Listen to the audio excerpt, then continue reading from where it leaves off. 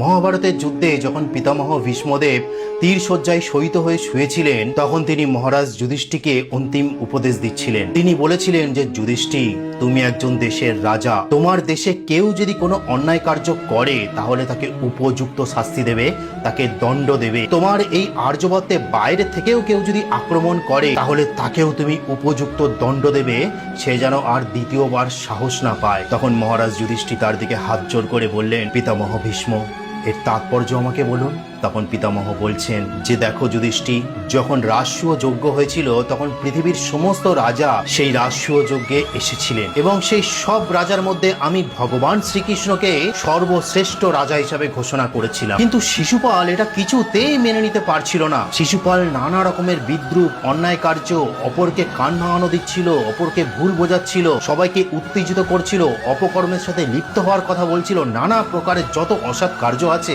শিশুপাল সেই রাজসভায় সেই আচরণ করছিলেন। তখন ভগবান শ্রীকৃষ্ণ শিশুপালকে বলেছিলেন যে, শিশুপাল, তোমার 100টা পাপ আমি ক্ষমা করে দেবো, কিন্তু 100 পাপের ঊর্ধ্বে তুমি যদি চলে যাও তাহলে তোমার কিন্তু রেহাই নেই, তোমাকে দণ্ড দেওয়া হবে। কিন্তু শিশুপাল কিছুতেই শুনছিল না। তখন ভগবান শ্রীকৃষ্ণ তার সুদর্শন চক্র দ্বারা সেই শিশুপালকে বধ করেছিলেন। তাই হে যুধিষ্ঠির, তুমি এখন আর্যবর্তের রাজা হতে চলেছ। তোমার আর্যবর্তে প্রজাদের সুরক্ষার জন্য যে অন্যায় করবে তাকে তুমি ওইভাবেই উপযুক্ত শাস্তি দেবে। তখন মহারাজ যুধিষ্ঠির বলছেন, পিতামহ ভীষ্ম, আমি চারিদিকের এই মহাভারতের হিংসা দেখে আমি ভেঙে পড়ছি। এখন আবার পিতামহ ভীষ্ম তাকে বলছেন, যুধিষ্ঠির, তুমি যদি ভেঙে পড়ো তাহলে কি করে হবে? তুমি যদি অন্যায়কারীদের উপযুক্ত শাস্তি না দাও তাহলে তোমার প্রজারাই অন্যায়কারী হয়ে উঠবে। তোমার দেশের মধ্যে যে কর্মশালায় যারা কাজ করবেন তারা নিজেরাই অন্যায় কার্যে লিপ্ত হবে, কুকর্মে লিপ্ত হবে। তারা সাহস পেয়ে যাবে, কারণ তুমি সেই অপরাধীটাকে শাস্তি দাওনি। ওরা বুঝবে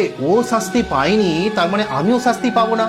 সেই জন্য তারা পাপ কার্যে লিপ্ত হবে, তোমাদের প্রজাদেরকে শোষণ করবে। তাই তুমি উপযুক্ত রাজা হয়ে তৈরি হও যুধিষ্ঠির। যে কেউ যা অন্যায় করবে তাকে সেইভাবে কঠোর শাস্তি প্রদান করবে। তো এই বার্তা দিয়ে পিতামহ ভীষ্ম তিনি প্রাণ ত্যাগ করেছিলেন। কিন্তু আজ পাকিস্তানের 100টা ঘোড়া পূর্ণ হয়ে গেছে বন্ধুরা। এইবার তাকে শাস্তি দেওয়ার পালা। কিন্তু ভারত যদি এইবার তাকে শাস্তি না দেয় তাহলে দেশের মধ্যেই অন্যায় কার্য আরো বাড়তে থাকবে এবং পাকিস্তানিরাও আরো সুযোগ পেয়ে যাবে। পরবর্তীকালে হয়তো এর থেকে বড় আক্রমণ চালাতে পারে।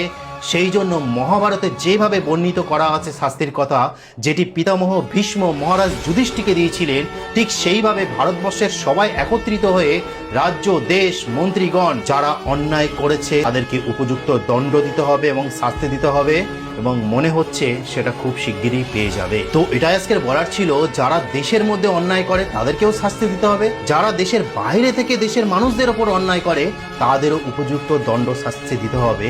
এটাই আমাদের সনাতন ধর্মের মহাভারতের বিধান, যেটি ভগবান শ্রীকৃষ্ণ শিশুপালকে বধ করে আমাদের শিখিয়েছিলেন। তো এটা আজকে বলার ছিল। হরে কৃষ্ণ।